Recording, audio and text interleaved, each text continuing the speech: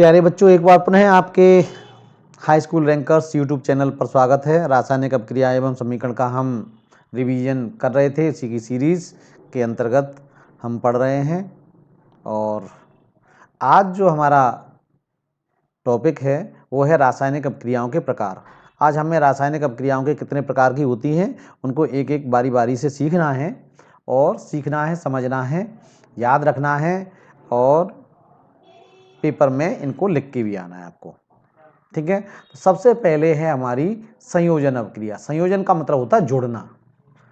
संयोजन का मतलब जुड़ना, और इसमें लिखा है संयोजन अपक्रिया आ जाती है या योगात्मक अपक्रिया आ जाए, उसका मतलब एक ही है। योग का मतलब जोड़ना होता है, संयोजन का मतलब भी जोड़ना ही होता है। तो कहने का मतलब है, जैसा कि इसके नाम से ही आपको ज्ञात हो रहा है कि इसमें कुछ चीज़ जुड़ती हैं। तो जुड़ के कोई चीज़ जुड़ेगी। अगर ये कोई चीज़ है और ये जुड़ चीज़ है, ये दोनों जुड़ के और एक बन जाए, तो इसी को कहते हैं संयोजन अपक्रिया या योगात्मक अपक्रिया। तो अब इसकी परिभाषा किस तरह से आप लिखेंगे?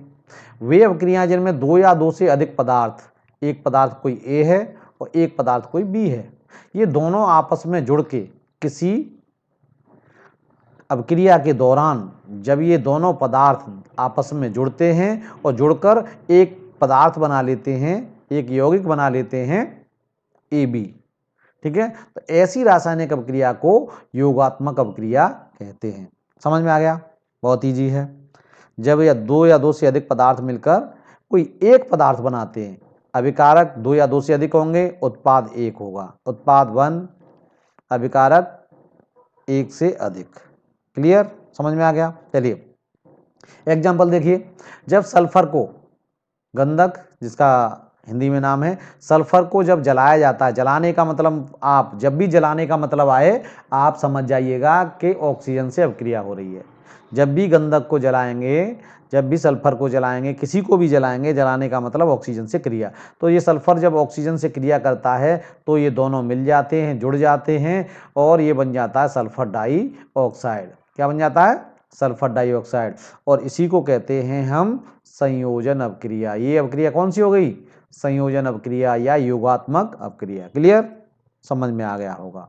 इसी तरीके से जब हाइड्रोजन गैस ऑक्सीजन गैस के जलाने पर, ऑक्सीजन गैस में जलाएं हम किसको? हाइड्रोजन को, तो क्या बन जाता है? जल बन जाता है। देखिए, हाइड्रोजन, ऑक्सीजन, और क्या बन गया? जल। तो ये दो अभिकारक दो हैं, दो अभिकारक, एक ये और उत्पाद एक ही है। इसलिए दो या दो से अधिक अभिकारक एक उत्पाद बने तो सीधा सीधा हमें पता चल जाएगा कि ये अपक्रिया कौन सी है? संयोजन अपक्रिया। ठीक है, या योगात्मक अपक्रिया।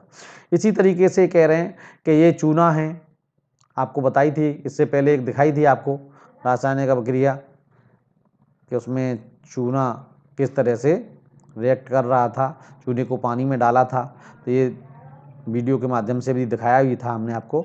तो ये चूना है, चूने को जल में मिलाया जाता है तो ये परस्पर क्रिया करके क्या बना लेते हैं? ये बुझा हुआ चूना या कैल्शियम हाइड्रोक्साइड, इसको बुझा हुआ चूना कहते हैं, मैंने बताया था आपको। और इसमें से आपने ऊर्जा, ऊष्मा भी देखी थी, ऊष्मा निकल रही थी बहुत सारी, देखा था आपने इससे पहले वाले वीडियो में। तो ये दो अभिकारक, उत्पाद एक, तो वही।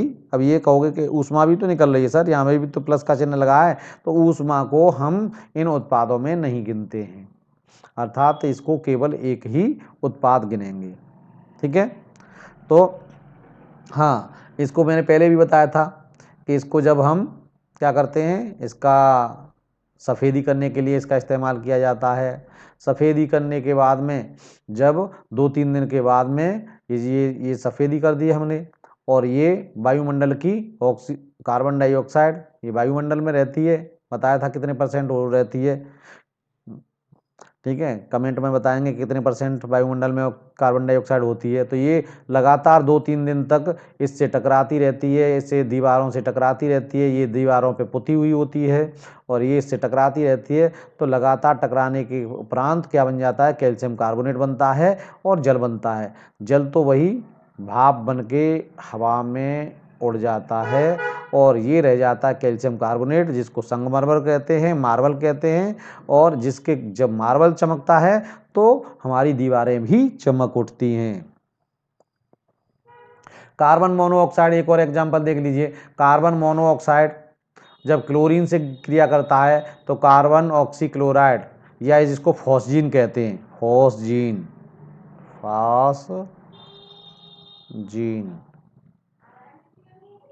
फॉस्जीन फॉस्जीन बन जाती है। ये फॉस्जीन बहुत ही विषैली गैस है। ये गैस कैसी है? बहुत ही विषैली गैस है। ठीक है, हमें इससे कोई लेना देना नहीं है, हमें नहीं सूंघनी है। तो कार्बन मोनोऑक्साइड, मोनो का मतलब होता है एक। देखिए कार्बन मोनो का मतलब एक। अगर यहाँ पे C1 लिखें तो वन तो लिखा नहीं जाता है, इसलिए CO लिख देते हैं। तो कार्बन मोनो का मतलब एक और ऑक्सीजन का मतलब ऑक्साइड, तो कार्बन मोनोऑक्साइड। और यहाँ पे इसका नाम क्या हो जाएगा? कार्बन मोनो की जगह पे अब क्या हो गया? डाई और ऑक्साइड, तभी इसको कहते हैं कार्बन डाइऑक्साइड। और यहाँ पे CO3 अगर होता तो कार्बन ट्राई ऑक्साइड। समझ में आ गया? तो इस तरह से आपको, चलिए अब इसी तरीके से एथिलीन गैस, एथीन को ही कहते हैं एथिलीन। एथीन पढ़ाया था आपको, एथीन, इसी को एथिलीन कहते हैं। एथिलीन गैस में जब हाइड्रोजन जुड़ जाती है तो ये बन जाता है एथीन। क्या बन जाता है? एथीन।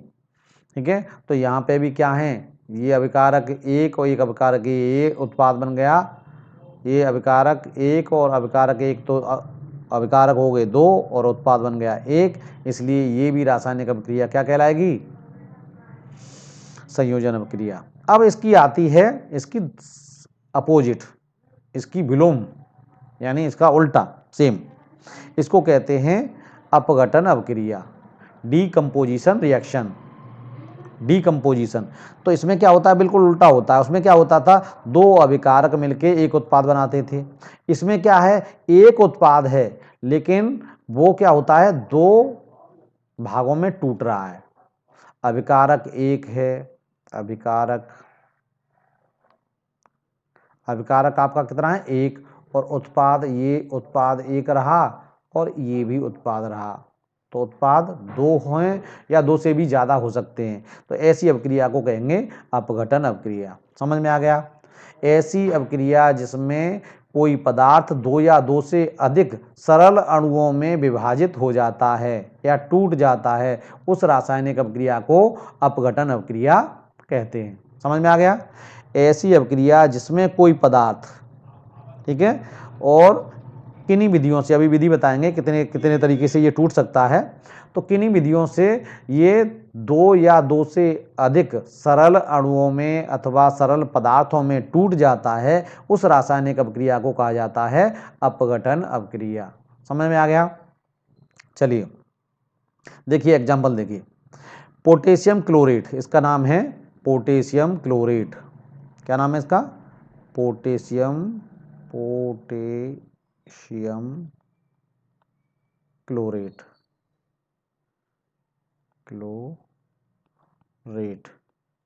जब पोटेशियम क्लोरेट को, ऊष्मा का मतलब होता है गर्म करना, जब इसको गर्म किया जाता है तो ये पोटेशियम क्लोराइड और ऑक्सीजन गैस में टूट जाता है।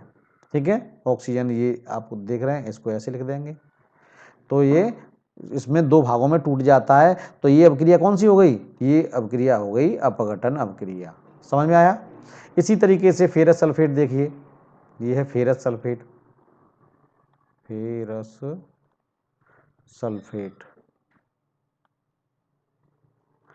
तो यहाँ पे ये क्या हुआ? जब इसको गर्म किया तो ये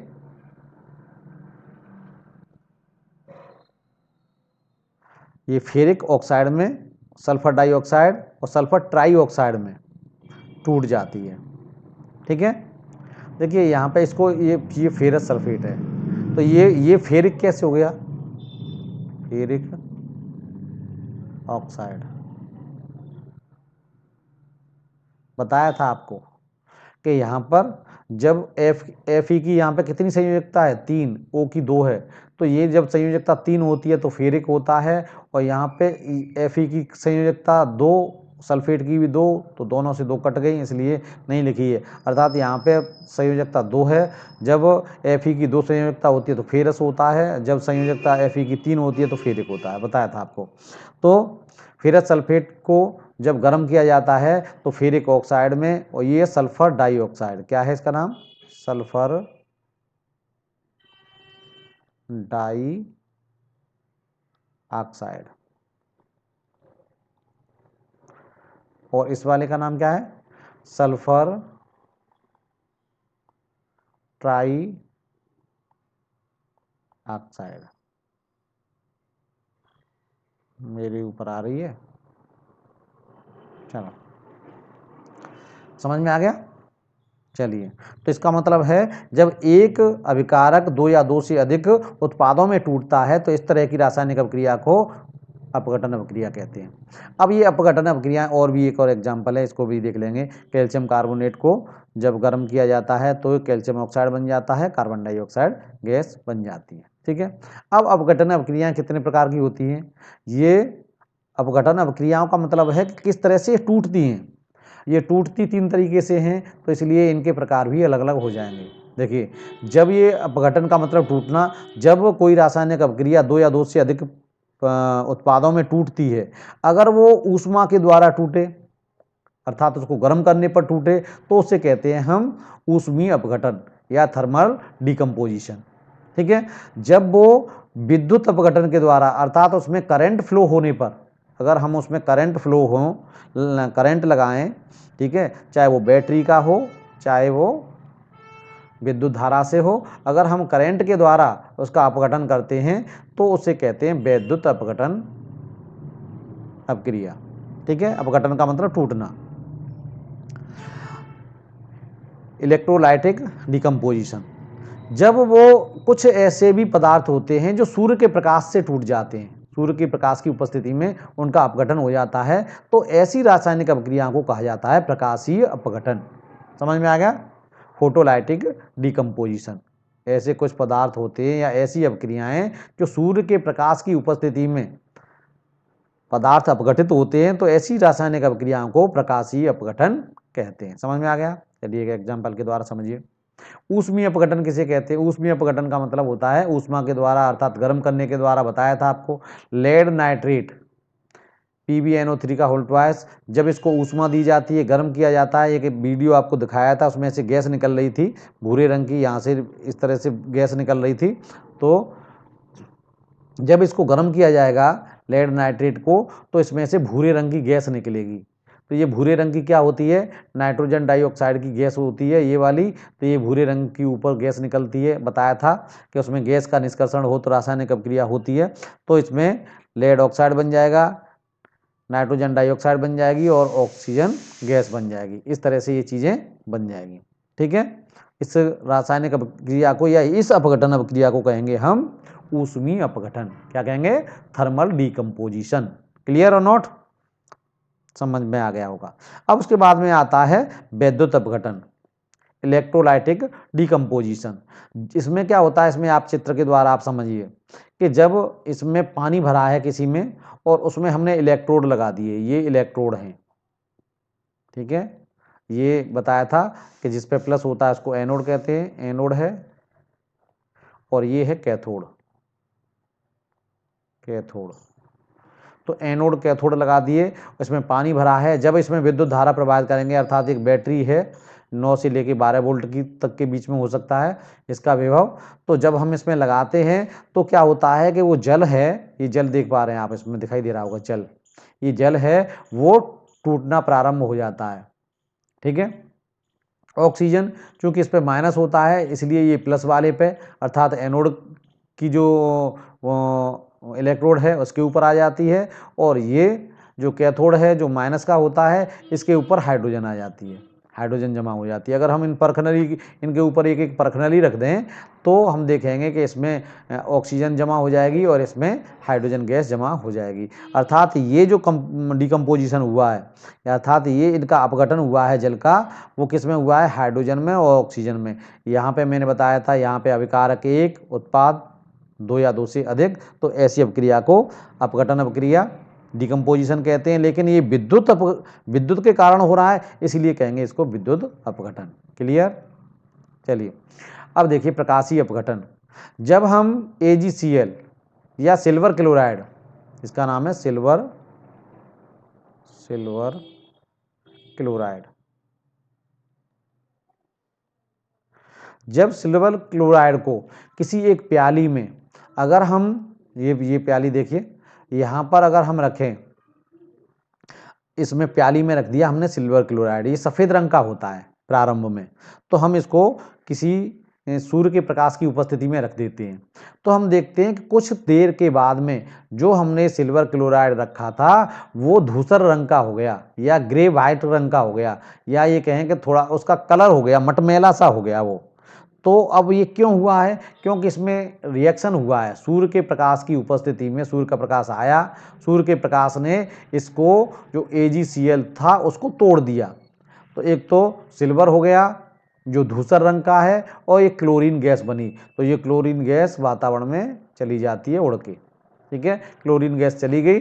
अब जो धूसर रंग का जो पदार्थ मिला है या ग्रे वाइट कलर का जो रंग मिला है वो है तुम्हारी चांदी, इसको चांदी भी कहते हैं, हिंदी में चांदी, अंग्रेजी में सिल्वर। तो ये जो चांदी का पाउडर या सिल्वर का पाउडर आपको मिल जाएगा। ये था क्या हमारे पास? ये था सिल्वर क्लोराइड, ठीक है। तो ये चूंकि सूर्य के प्रकाश की अभिक्रिया में, ये सूर्य के प्रकाश की उपस्थिति में अभिक्रिया हुई है, सूर्य का प्रकाश लिख रहा है इसके ऊपर, इस सूर्य के प्रकाश की उपस्थिति में, तो इसे कहेंगे प्रकाशीय अपघटन। समझ में आ गया? चलिए अब इसके बाद में आता है तीसरा नंबर की अपक्रिया, उसे कहते हैं विस्थापन अपक्रिया, डिस्प्लेसमेंट। डिस्प्लेसमेंट को आप एक साधारण भाषा में आप इस तरीके से भी समझ सकते हैं कि जिसकी लाठी उसकी भैंस, जिसकी लाठी उसकी भैंस, एक मुहावरा आपने सुना ही होगा कि यानी जो ताकतवर होता है वो कब्जा कर लेता है। तो यहाँ पर भी देखिए, यहाँ पर कोई एक यौगिक है और एक ये व्यक्ति है, ये बहुत ही ताकतवर है, और ये ताकतवर क्या करता है कि इससे, ये दोनों दोस्त हैं बेचारे, बहुत अच्छे दोस्त हैं, लेकिन ये उनकी दोस्ती में खलल डाल देता है और ये यहाँ पर इसको बी वाले को भगा देता है, बी वाले को यहाँ से भगा देता है और ए के साथ अपनी दोस्ती कर लेता है। तो अर्थात यहाँ पे ए और सी मिलके यहाँ पे रहेंगे और बी बेचारा इनको देख रहा है, ठीक है। ऐसा आपने देखा होगा अक्सर। अब ऐसा होता है कि एक कोई अगर मजबूत व्यक्ति होता है तो दो दोस्तों की दोस्ती को तोड़वा देता है और वो खुद उससे दोस्ती कर लेता है और उस बेचारे को भगा देता है। तो अब इस तरह की रासायनिक अभिक्रिया को कहते हैं विस्थापन, यानी इस ए ने इसको बी को विस्थापित कर दिया, हटा दिया यहाँ से, ठीक है, अलग पहुँचा दिया। तो इस अभिक्रिया को कहते हैं विस्थापन अभिक्रिया। परिभाषा के रूप में क्या लिखेंगे? ऐसी अभिक्रियाएं जिसमें किसी यौगिक के अणु से किसी एक तत्व का परमाणु अथवा परमाणुओं के समूह के स्थान पर, ऐसी रासायनिक अभिक्रिया जिसमें किसी एक तत्व का परमाणु किसी अथवा परमाणुओं के समूह के स्थान पर किसी दूसरे तत्व का परमाणु आकर समूह में मिल जाता है, ऐसी अभिक्रिया को विस्थापन अभिक्रिया कहते हैं। ये इसमें बहुत ही इजी तरीके से लिखा है। ऐसी अभिक्रिया जिसमें यौगिक के अणु के किसी एक तत्व का परमाणु अथवा परमाणुओं का समूह, यहाँ खाली एक नहीं है, ये एक नहीं है, इसका परमाणुओं का समूह भी हो सकता है, वो इस चीज़ को यहाँ से इसको विस्थापित कर दे, तो ऐसी अभिक्रिया को कहेंगे विस्थापन अभिक्रिया। एक एग्जाम्पल के द्वारा समझ लीजिए, कॉपर सल्फेट है, कॉपर सल्फेट, इसका रंग होता है नीला, नीला। इस कॉपर सल्फेट का जलीय विलयन, एक हमने परखनली ले ली, परखनली, उस परखनली इसमें हमने कॉपर सल्फेट का जलीय विलयन भर दिया, ठीक है। इसमें हमने एक कील डाल दी, लोहे की कील इसमें लटका दी बांध के किसी से धागे से। अब हम देखेंगे कुछ समय के बाद में जो कॉपर सल्फेट का जो नीला विलयन था उस नीले रंग का अब नीला कम हो गया है। तो नीला रंग था वो कहाँ चला गया भाई? और जब हम इसको कील को देखते हैं तो कील का भी आकार बदल जाता, वो सॉरी कील का भी रंग बदल जाता है। तो अब ये जो हुआ क्या है, इसका मतलब रासायनिक अभिक्रिया हुई है। इसने किया क्या है, इस लोहे ने, ये लोहा अधिक क्रियाशील है, ठीक है, इसने इस कॉपर को यहाँ से विस्थापित कर दिया, हटा दिया यहाँ से। और ये क्या बन जाएगा, जब ये इस Cu की जगह पे ये Fe आ जाएगा तो क्या बन जाएगा, तो ये बन जाएगा FeSO4। और ये कहाँ जाएगा, ये बेचारा अलग खड़ा होकर देखेगा। तो कॉपर सल्फेट के विलयन में जब लोहे की कील डाली जाती है तो कॉपर लोहे की कील पर जमा हो जाता है। तो इस तरह से ये अब जो नीला रंग था वो नीला रंग अब क्यों कम हो गया है ना, अब सफ़ेद सा हो गया, धूसर सा हो गया है। उसका कारण क्या है, उसका कारण ये है कि ये फेरस सल्फेट नीला नहीं होता, ये नीला नहीं होता, इसलिए इसका रंग अब नीला नहीं रह गया है, क्योंकि अब कॉपर सल्फेट की जगह पे क्या बन गया है, फेरस सल्फेट। कॉपर अलग एक धातु के रूप में विस्थापित हो गया है। इसी तरीके से जिंक, कॉपर सल्फेट के जलीय विलयन में जब जिंक को डाला जाता है तो जिंक भी बेचारा इसको यहाँ से प्रस्थापित कर देता है, ये भी हटा देता है यहाँ से कॉपर को। कॉपर बहुत कमज़ोर है बेचारा, तो ये कॉपर को यहाँ से विस्थापित कर दिया, तो यहाँ जिंक सल्फेट बन गया और कॉपर बन गया। चूंकि एक तत्व ने किसी यौगिक में से एक तत्व को विस्थापित कर दिया, हटा दिया, इसलिए इस अभिक्रिया को कहते हैं विस्थापन अभिक्रिया। कोई शक? चलिए, इसी तरीके से लेड भी देखिए, ये कॉपर क्लोराइड है CuCl2, यहाँ इसमें लेड अगर डाला जाता है तो लेड इस कॉपर को हटा देता है और यहाँ पे बन जाता है लेड क्लोराइड का लवण और कॉपर धातु अलग निकल जाती है, ठीक है। तो ये भी कौन सी अभिक्रिया है, ये भी विस्थापन अभिक्रिया है। कौन सी है, विस्थापन अभिक्रिया, विस्थापन, ठीक है, समझ में आ गया। चलिए, अब आती है अभिक्रिया नंबर 4, द्विविस्थापन यानी डबल डिस्प्लेसमेंट। अभी तो क्या होता था कि एक था, एक कोई तत्व था, कोई अणु, परमाणु किसी अन्य यौगिक में से एक किसी परमाणु को विस्थापित कर देता था, तो उस अभिक्रिया को कहते थे। यहाँ पर क्या होता है, यहाँ पर एक कोई लवण है और दूसरा लवण है। लवण का मतलब है उसमें दो आयन होते हैं, एक होता है धनायन, एक होता है ऋणायन, ठीक है। तो उन दोनों में से ही एक धनायन एक ऋणायन एक यौगिक बना हुआ है, ठीक है, और वैद्युत संयोजक यौगिक कहते हैं इसको। और इसी तरीके से यहाँ पे भी एक धनायन एक ऋणायन, तो एक जो धनायन है वो दूसरे धनायन का स्थान ले लेगा, ये यहाँ पे आ जाएगा और ये वाला यहाँ पे आ जाएगा। तो इस तरह की जो रासायनिक अभिक्रिया होती है उसे कहते हैं द्विविस्थापन अभिक्रिया। यहाँ पर आयनों का आदान प्रदान होता है। क्या होता है, एक आयन ये है, एक आयन ये है, एक आयन ये है, ये है, ये दोनों यौगिक हैं, ये भी यौगिक है, ये भी यौगिक है, लेकिन दो दो आयनों से मिलकर बने हुए हैं। तो इसमें एक जो धनायन है दूसरे स्थान पर पहुंच जाता है, दूसरा धनायन पहले वाले स्थान पर पहुंच जाता है, यानी आयनों की अदला बदली हो जाती है। इस प्रकार की अभिक्रिया को कहते हैं द्विविस्थापन अभिक्रिया। समझ में आ गया।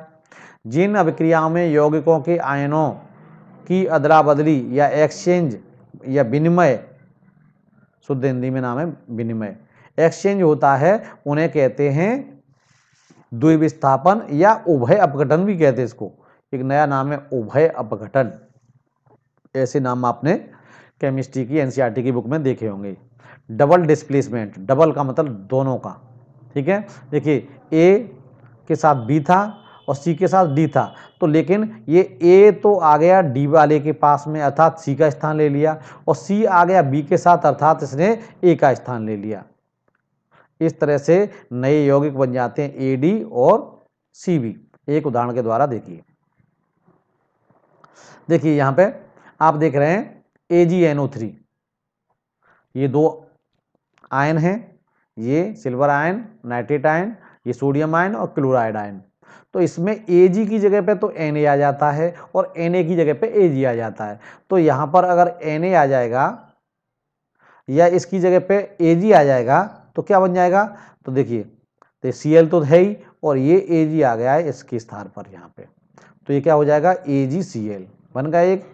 और ये वाला जो दूसरा बचा Na आ गया इसके साथ, तो ये क्या बन गया NaCl NaNO3, तो ये सिल्वर क्लोराइड बन गया और सोडियम नाइट्रेट बन गया। ठीक है, इसका नाम है सिल्वर क्लोराइड, सिल्वर क्लोराइड। बहुत ही इजी वे में बता रहा हूं आपको। और ये है सोडियम नाइट्रेट, सोडियम नाइट्रेट। तो जब इसमें क्या हुआ है, आयनों की अदला बदली हो गई, ऐसी अभिक्रिया को कहते हैं क्या, इसको कहते हैं डबल डिस्प्लेसमेंट या द्विविस्थापन अभिक्रिया। इसी तरीके से देखिए इसमें ये एसिटिक अम्ल है, इसको कहते हैं एसिटिक एसिड, एसिटिक अम्ल। और ये है सोडियम हाइड्रोक्साइड, सोडियम हाइड्रोक्साइड।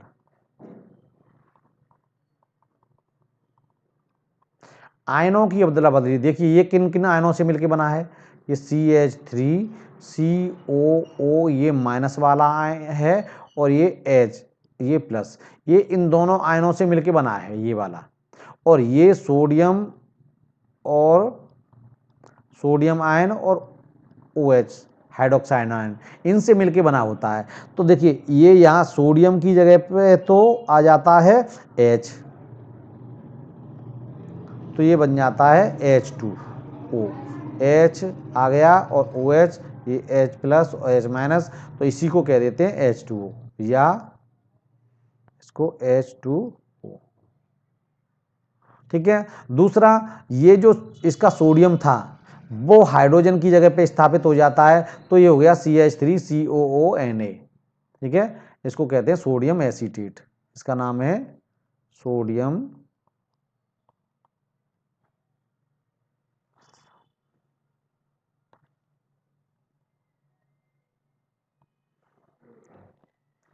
इसका नाम है सोडियम एसीटेट, सोडियम एसीटेट। ये आप अगर अभिक्रियाओं को बढ़िया तरीके से लिख के देखेंगे, सब कुछ मैं लिख रहा हूँ इसके सामने, तो आपको ये याद हो जाएंगी और पेपर में आप इनको बड़ी आसानी के साथ बहुत ही इजी वे में लिख पाएंगे। चलिए दूसरी अब परिभाषा भी बताई गई है, द्विविस्थापन प्रक्रिया में दो तत्वों के अलग अलग परमाणु या परमाणुओं के समूह आयनों का पारस्परिक आदान प्रदान होता है। बताया था अभी आपको कि एक दूसरे से इस तरह से मिल जाते हैं। इसका दूसरा एक अगर एग्जाम्पल देखिए, सोडियम सल्फेट, इस पे ये सोडियम आयन है, सल्फेट आयन है, ये बेरियम आयन है, क्लोराइड आयन है। ये आयनों से बने यौगिक होते हैं, तो उन आयनों की क्या हो जाती है, अदला बदली हो जाती है। तो ये Ba आ जाएगा SO4 के साथ, तो बेरियम सल्फेट बन गया, और ये Na आ जाएगा Cl के साथ, तो ये सोडियम क्लोराइड हो गया। किसी को शक? अब ये जो मैं बता रहा था अवक्षेप, ये जो ऐसा पदार्थ बनता है इसमें BaSO4 जो होता है कैसा,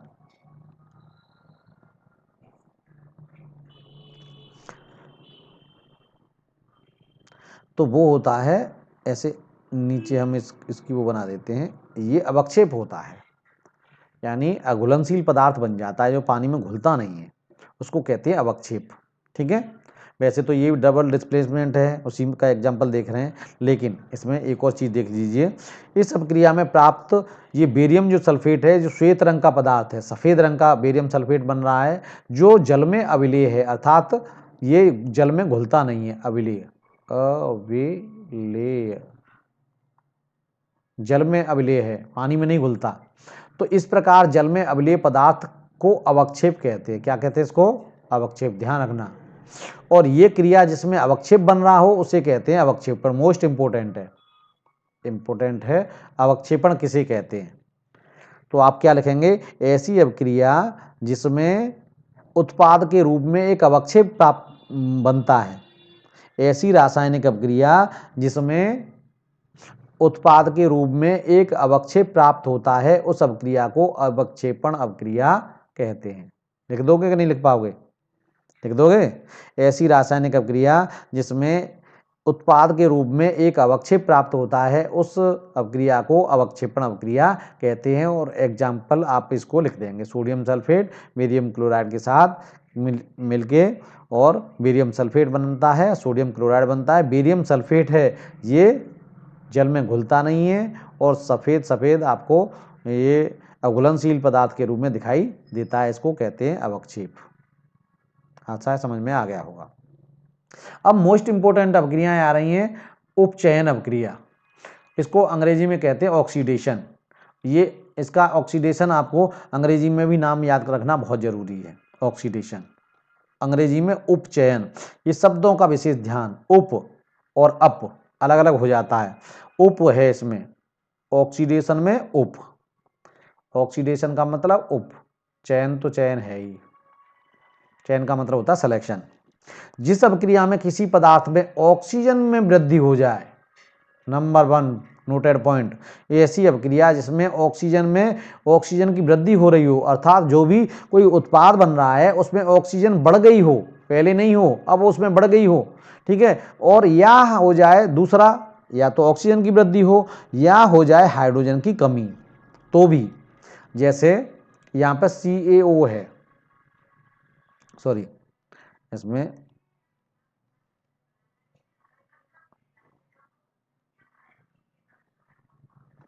यहाँ पे Ca है, ठीक है, और ऑक्सीजन से क्रिया करेगा तो CaO बन गया। तो यहाँ पे क्या हुआ, ऑक्सीजन का, इसमें Ca में पहले तो था नहीं ऑक्सीजन, लेकिन अब यहाँ पे आप ऑक्सीजन इसको देख पा रहे हैं। तो जब ऑक्सीजन की इसमें क्या हो गया, वृद्धि हो गई, यहाँ ऑक्सीजन इसके साथ जुड़ गया, तो इस अवक्रिया को कहेंगे उपचयन। क्या कहेंगे? उपचयन। समझ में आ गया? जब ऐसी कोई रासायनिक अवक्रिया हो जिसमें ऑक्सीजन किसी पदार्थ में जुड़ रही हो, तब उसे कहेंगे उपचयन। क्या कहेंगे? और या फिर इसका दूसरा रूप ये होता है उपचयन का ही, कि अगर कोई पदार्थ हो उसमें हाइड्रोजन की कमी हो जाए, हाइड्रोजन पहले था अब उसमें हाइड्रोजन नहीं रहे, ठीक है, तो हम उससे कहेंगे, उसको भी कहेंगे उपचयन अवक्रिया। तो ऑक्सीजन की वृद्धि हो जाए और या हाइड्रोजन की कमी हो जाए, तो ऐसी रासायनिक अवक्रिया को कहते हैं उपचयन या ऑक्सीडेशन रिएक्शन। समझ में आ गया? चलिए एग्जाम्पल के द्वारा समझिए। कॉपर का चूर्ण है, ये कॉपर है, अभी मैंने कैल्शियम बताया था, कॉपर देखिए, कॉपर के चूर्ण को जब जलाते हैं, है ना, यानी कहने का मतलब है इसको गर्म कॉपर है और उसके ऊपर ऑक्सीजन प्रवाहित करते हैं, तो तापन का मतलब गर्म करना, तो ये ऑक्सीजन इससे कॉपर में जुड़ जाती है, तो यहाँ पे ऑक्सीजन जुड़ गई, तो इसी को कहेंगे उपचयन अवक्रिया। क्या कहेंगे? उपचयन अवक्रिया।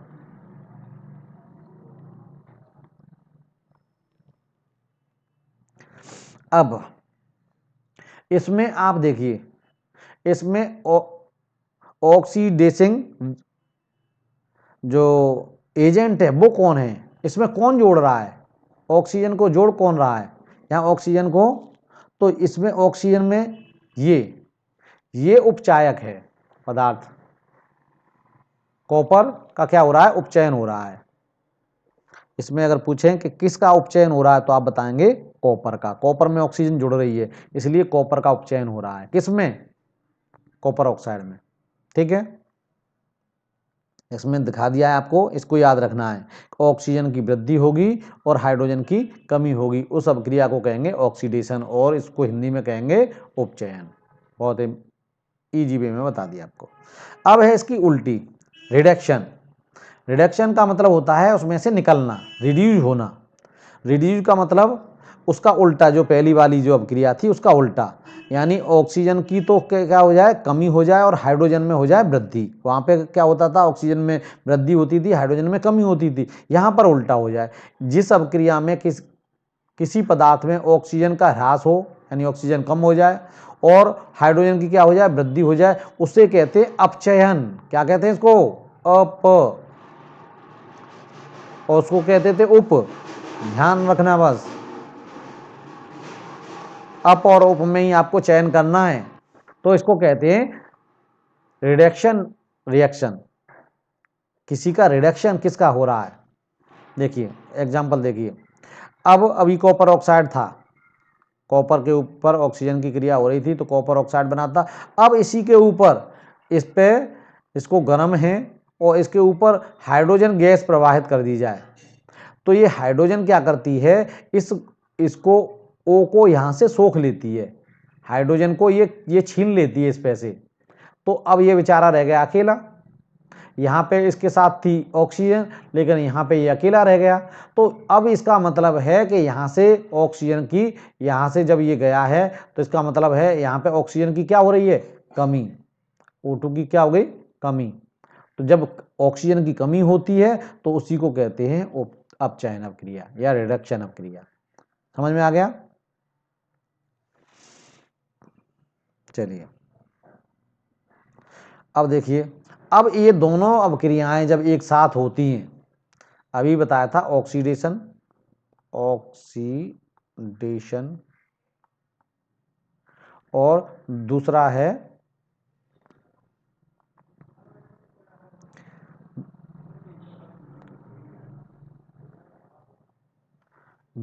रिडक्शन।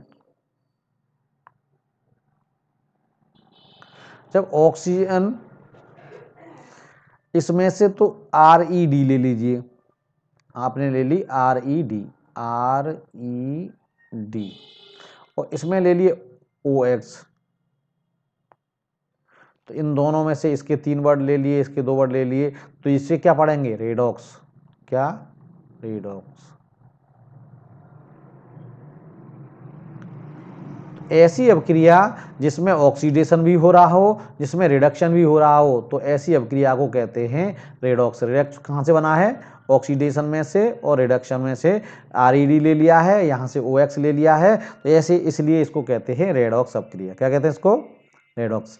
तो ये सीधा सीधा है, ये इंपॉर्टेंट है कि रेडॉक्स अपक्रिया किसे कहते हैं, जिस अपक्रिया में किसी पदार्थ का में उपचयित और दूसरा होता है अपचयन, उपचयन और अपचयन है ना, दोनों एक साथ होता है, तो ऐसी अपक्रिया को उपचयन अपचयन अथवा रेडॉक्स अपक्रिया कहते हैं। ऐसी अपक्रिया जिसमें ऑक्सीडेशन हो रहा है और रिडक्शन भी हो रहा है। देखिए एक एग्जांपल देखिए, CuO और प्लस H2, इसमें ये O इसके साथ आ गया, Cu हो गया और ये H2O बन गया। यहाँ पे आप देख रहे हैं, यहाँ पे था CuO लेकिन यहाँ पे बचा है Cu, अर्थात इसमें से ऑक्सीजन निकल गया। ऑक्सीजन जब निकलता है तो ऑक्सीजन की कमी हो गई, ऑक्सीजन की कमी को कहते हैं अपचयन। क्या कहते हैं इसको, अपचयन या रिडक्शन। ठीक है, तो और दूसरा रिडक्शन हो गया ये। अब यहाँ पे देखिए हाइड्रोजन अकेला था, और हाइड्रोजन अकेला था और इसमें यहाँ पे आके ऑक्सीजन जुड़ गया, तो यहाँ पे ऑक्सीजन की वृद्धि हो गई। यहाँ पे तो ऑक्सीजन की कमी हो रही थी तो अपचयन हो गया, यहाँ पे ऑक्सीजन की वृद्धि हो गई है तो उपचयन हो गया। उपचयन और अपचयन एक ही अपक्रिया में हो रहा है, इसलिए इस अपक्रिया को कहेंगे रेडॉक्स अपक्रिया। समझ में आ गया। ऐसी अपक्रिया जिसमें उपचयन और अपचयन एक साथ होता है उसे कहते हैं रेडॉक्स अपक्रिया। ठीक है, समझ में आ गया। एक और example, MnO2 plus HCl equal to MnCl2 बनता है, प्लस जल बनता है और Cl2 बनता है। यहाँ पे देखिए MnO2, यहाँ पे Mn के साथ ऑक्सीजन था लेकिन यहाँ से ऑक्सीजन निकल गया है, Cl लग गया है लेकिन यहाँ से ऑक्सीजन निकल गया है। ऑक्सीजन निकलने को कहते हैं अपचयन, रिडक्शन। और यहाँ पे Cl था, ठीक है, और यहाँ से H की क्या हो गई, कमी। यहाँ से जब HCl में से यहाँ पे Cl बन रहा है, अर्थात इसमें H की क्या हो गई, कमी हो गई, इस पदार्थ में H की कमी हो गई। तो ये बताया था कि ऑक्सीजन की वृद्धि हो अथवा H की कमी हो जाए उसे कहते हैं उपचयन। बताया था आपको कि जब ऑक्सीजन को या तो वृद्धि हो रही हो या हाइड्रोजन की कमी हो रही हो, तो यहाँ पे हाइड्रोजन की कमी हो रही है, तो हाइड्रोजन की कमी हो रही है, ऑक्सीजन की वृद्धि हो रही हो, उसे कहते हैं उपचयन। तो ये तो हो गया अपचयन और यहाँ पे अपचयन हो गया, तो इसलिए इस अपक्रिया को क्या कहेंगे, रेडॉक्स अपक्रिया। क्या कहेंगे, रेडॉक्स रिएक्शन। क्लियर। चलिए अपचयन उपचयन एक और देख लीजिए, यहाँ पे देखिए H2S प्लस Br2 और इक्वल टू S प्लस, यहाँ पे आप देखिए कि यहाँ पे हाइड्रोजन की कमी हो रही है। हाइड्रोजन की कमी या ऑक्सीजन की वृद्धि उपचयन अभिक्रिया कहलाती है।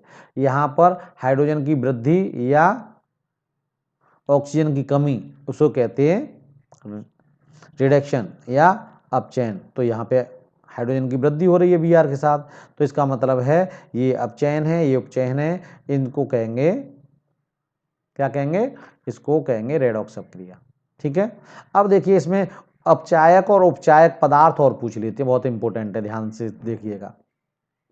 उपचायक किसे कहते हैं, ऑक्सीडेसिंग एजेंट किसे कहेंगे, जिन पदार्थों की सहायता से उपचयन होता है, जिन पदार्थों की सहायता से उपचयन होता है। उपचयन देखिए यहाँ पे H2S, यहाँ पे किसके द्वारा इसका उपचयन हो रहा है, यानी ये Br ने क्या किया है, यहाँ से H को हटवाया है ना, क्योंकि ये H अपने साथ ले लिया है, तो इसी की वजह से तो यहाँ से हाइड्रोजन की कमी है, हाइड्रोजन हटा है ना, हाइड्रोजन की कमी को बताया था, उपचयन कहते हैं। तो हाइड्रोजन की कमी किसके द्वारा हुई है, Br2 के द्वारा। तो इसका मतलब है इसमें Br2 क्या है, ये है उपचायक या ऑक्सीडेसिंग एजेंट। ठीक है, यानी जो लिखा है इसमें, जो सामने वाले को ऑक्सीडाइज करा दे, सामने वाले को, इसको ऑक्सीडाइज कराया है इसने, किसने, Br2 ने, तो वो वाला पदार्थ क्या कहलाएगा, उपचायक या ऑक्सीडाइजिंग एजेंट। समझ में आ गया, ऐसा पदार्थ जो क्या करा दे, वहां से या तो ऑक्सीजन उसमें जुड़वा दे या हाइड्रोजन वहां से हटवा दे, तो उसको ऐसे पदार्थ को कहेंगे ऑक्सीडाइजिंग एजेंट। ठीक है, तो जो सामने वाला करवा रहा है, तो इसमें लिखा है जो सामने वाले को ऑक्सीडाइज करा दे उसे कहते हैं ऑक्सीडाइजिंग एजेंट। तो इसमें कुछ उपचायक हैं, जैसे ऑक्सीजन है, ये खुद है, खुद जुड़ जाता है, या ओजोन है O3, क्लोरीन है, ये भी उसको जोड़ देती है या उसको हाइड्रोजन को हटा देती है। ऐसे ब्रोमीन है, आपने देखा भी इसको, ब्रोमीन, आयोडीन है, सल्फर डाइऑक्साइड है, नाइट्रस ऑक्साइड है, सल्फ्यूरिक अम्ल है, नाइट्रिक अम्ल है, ये क्या हैं, ये हैं ऑक्सीडाइजिंग एजेंट या उपचायक पदार्थ। समझ में आ गया, ऐसे पदार्थ जो क्या कर दें, जो किसी पदार्थ में से सामने वाले पदार्थ में या तो ऑक्सीजन जोड़ दें अथवा हाइड्रोजन जिसमें से हटा दें, ऐसे पदार्थों को उपचायक पदार्थ कहते हैं। समझ में आ गया। चलिए, इसके विपरीत रिड्यूसिंग एजेंट किसे कहते हैं, जो सामने वाले में से रिड्यूस करा दें, किसको, ऑक्सीजन को, ऑक्सीजन को रिड्यूस करा दें या हाइड्रोजन को उसमें जोड़ दें, ऐसे पदार्थों को कहा जाता है अपचायक एजेंट्स, अपचायक कहते हैं या रिड्यूसिंग एजेंट्स कहते हैं। जैसे देखिए हाइड्रोजन है या कार्बन है, कार्बन मोनोऑक्साइड है, हाइड्रोजन सल्फाइड है, सल्फर डाइऑक्साइड है, ओजोन है, नाइट्रस है, तो ये क्या है, ये रिड्यूसिंग एजेंट हैं, अर्थात ये वहाँ से ऑक्सीजन को हटा देते हैं या उसमें हाइड्रोजन की वृद्धि करवा देते हैं। तो ऐसे पदार्थों को कहते हैं अपचायक पदार्थ। ठीक है, इसमें देखिए कुछ पदार्थ ऐसे भी होते हैं जो इनमें दोनों के ही गुण होते हैं। ठीक है, जैसे ओजोन है, सल्फर डाइऑक्साइड है, नाइट्रस अम्ल है, ये कुछ ऐसे पदार्थ होते हैं जो दोनों ही तरह का कार्य करते हैं, वो अपचायक का भी करते हैं और उपचायक का भी करते हैं। क्लियर, समझ में आ गया। चलिए, बहुत अच्छे। अब उसके बाद में आता है 8वें नंबर पे अनुत्क्रमणीय अभिक्रियाएं, उत्क्रमणीय और अनुत्क्रमणीय। ये पहले इसको लिखा जा सकता था, उत्क्रमणीय अभिक्रियाएं, और दूसरा है अनुत्क्रमणीय अभिक्रियाएं। अनुत्क्रमणीय का मतलब होता है ऐसी अभिक्रियाएं जो केवल एक ही दिशा में संपन्न होती हैं, अर्थात एक बार अगर कोई पदार्थ बन गया तो दोबारा किसी भी दशा में ये पहले वाला पदार्थ की पुनरावृत्ति नहीं हो सकती है, वो नहीं बन सकता। तो ऐसे पदार्थों को कहते, ऐसी अभिक्रिया को कहते हैं अनुत्क्रमणीय अपक्रिया। क्या कहते हैं इसको? अनुत्क्रमणीय, यानी वो दोबारा से रिवर्सिबल नहीं होगी, इरिवर्सिबल। तो वे अपक्रियाएं जो केवल एक ही दिशा में संपन्न हो सकती हैं अनुत्क्रमणीय अपक्रियाएं कहते हैं। जैसे पोटेशियम क्लोरेट है, मैंने पहले भी बताया था। पोटेशियम क्लोरेट को जब इसको गर्म करते हैं, गर्म करेंगे इसको, तो पोटेशियम क्लोराइड बनता है और बनता है ऑक्सीजन। ये गैस है, ये ऊपर वातावरण में चली जाएगी उड़ के, तो ये बनते हैं। इसमें अब हम दोबारा से हम ये चाहें कि पोटेशियम क्लोराइड और ऑक्सीजन को मिला के दोबारा से पोटेशियम क्लोराइड बना दें, तो ये संभव नहीं है। तो ऐसी अपक्रिया एक ही दिशा में संपन्न होती है, या इधर से चले गए तो अब दोबारा से वापस नहीं आ पाएंगे, तो ऐसी अपक्रिया को कहते हैं हम अनुत्क्रमणीय अपक्रिया। समझ में आ गया? ध्यान रखना। उसके बाद में है इसकी जस्ट अपोजिट, उत्क्रमणीय अपक्रिया। ऐसी अपक्रिया जो दोनों ही दिशाओं में संपन्न होती है, अर्थात एक पदार्थ ऐसा है जिसके द्वारा आप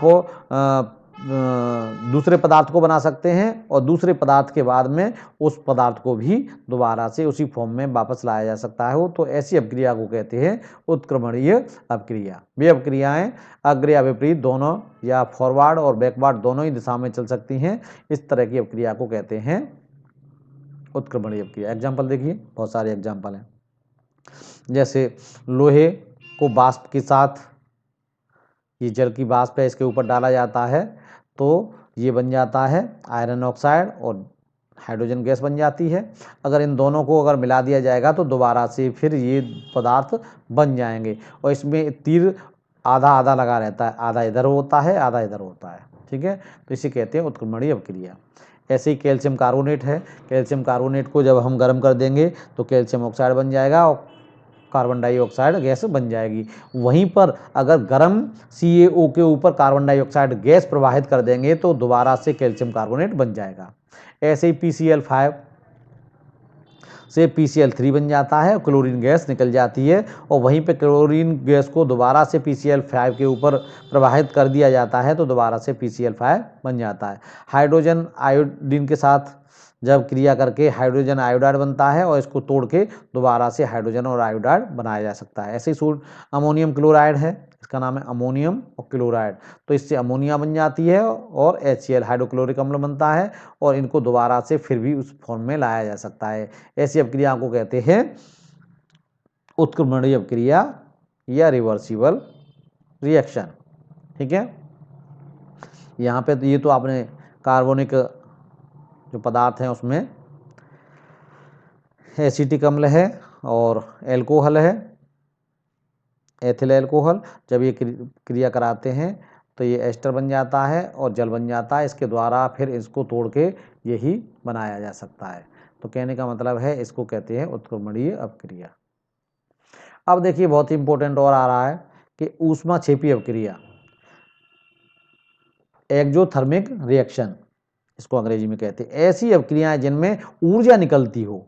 ऊर्जा निकलने वाली मैंने अपक्रिया बताई थी आपको, जब उसमें हम वो डालते थे, क्या नाम है, चूना पत्थर में, CaO के ऊपर हमने जब H2O डाला था, है ना, तो बहुत सारी ऊष्मा निकल रही थी, आपने देखा होगा, है ना। तो ऐसी रासायनिक अपक्रिया जिसमें ऊष्मा मुक्त होती है, ऊर्जा निकलती है, उसे कहते हैं हम ऊष्माक्षेपी अपक्रिया। इसमें आप देख रहे हैं कि जब इसको ये एक दो पदार्थों को मिलाया गया है तो उसमें से बुलबुले जैसे बन रहे हैं, अर्थात ये गर्म हो रही है। इसका टेम्परेचर नापें तो टेम्परेचर बढ़ जाता है, तो हम कह सकते हैं इसमें से ऊष्मा मुक्त हो रही है और ऊष्मा मुक्त होती है, तो ऐसी अपक्रिया को कहते हैं ऊष्माक्षेपी अपक्रिया। समझ में आ गया? एक एग्जाम्पल, अगर हाइड्रोजन है, हाइड्रोजन ये कह रहे हैं कि 4 ग्राम ये ले लें और 32 ग्राम ले लें हम ऑक्सीजन, तो ये 36 ग्राम जल बन जाएगा और 136.8 किलो कैलोरी ऊर्जा मुक्त होगी। जब इन दोनों गैसों को मिलाते हैं परस्पर तो जल बनता है और उसके बाद ऊर्जा मुक्त होती है। चूंकि इसमें से ऊर्जा मुक्त हो रही है इसलिए इस रासायनिक अपक्रिया को कहेंगे हम ऊष्माक्षेपी अपक्रिया। समझ में आ गया? अच्छा, प्राकृतिक गैस जिस मेथेन प्राकृतिक गैस का मुख्य अवयव है और उसका दहन करें, अर्थात इसको जलाएं। जलाने का मतलब मैंने बताया था ऑक्सीजन से क्रिया। जलाते हैं तो कार्बन डाइऑक्साइड गैस बनती है, जल बनता है और इसमें से ऊर्जा निकलती है। क्योंकि ये जलाते हैं तो ऊर्जा के लिए तो जलाते हैं, हमें ऊर्जा प्राप्त होनी करते हैं। ऊर्जा अर्थात ऊष्मा प्राप्त होती है, ऊष्मा प्राप्त होती है तो हमारा खाना पक जाता है ना। तो ये चूँकि इसमें से ऊर्जा मुक्त हो रही है तो ऐसी अपक्रिया को हम कहते हैं ऊष्माक्षेपी अपक्रिया। अब इसके दूसरा है विपरीत, ऊष्मा शोषी अपक्रिया। यानी ऐसी अपक्रिया जिसको संपन्न होने के लिए क्या होता है, वो ऊर्जा और लेती हैं, ग्रहण करती हैं। जब ऊर्जा ग्रहण करेंगी तभी वो संपन्न हो पाएंगी। तो ऐसी अपक्रिया को हम कहते हैं ऊष्मा शोषी अपक्रिया। ऐसी अपक्रिया जिसमें ऊष्मा अवशोषित होती है, ऊष्मा शोषी अपक्रिया कहलाती है।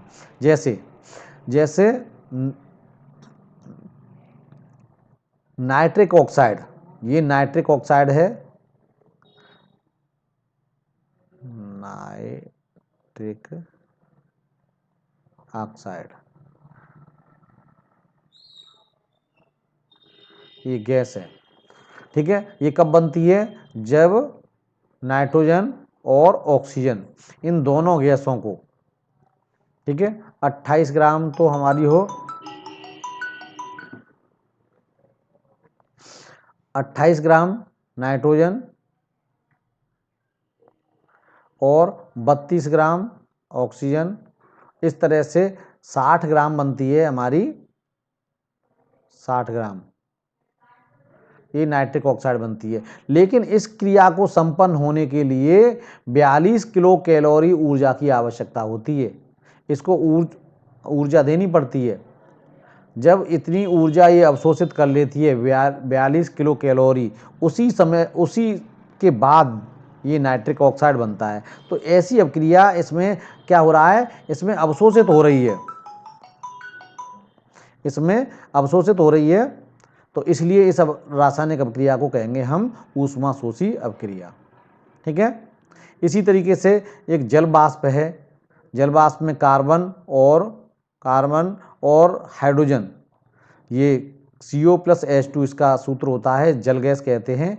तो ये जल गैस कब बनती है, जब कार्बन को और हाइड्रोजन जल को इतनी ऊष्मा दी जाती है 131.4 किलो जूल, जब ऊष्मा इनको दी जाती है तो बनता है ये वाली, क्या है ये, जल गैस। ये दोनों मिलकर बनती है, CO+H2, ये पूरा ही है जल गैस। तो जल गैस बनती है, तो इसको भी ऊर्जा की आवश्यकता होती है, तो इसलिए इसको कहेंगे ऊष्मा शोषी अपक्रिया। समझ में आ गया। बहुत बहुत धन्यवाद, आपने इस वीडियो को बहुत ही ध्यान से देखा और निश्चित रूप से ये आपके लिए बहुत ही फायदेमंद साबित होगा। आप देखते रहिए हमारे चैनल को, रिवीजन करते रहिए और आप भी बनिए रैंकर्स, क्योंकि हम बनाते हैं रैंकर्स, हमारा चैनल बनाता है रैंकर्स, क्योंकि इसका नाम है high school rankers. Thank you.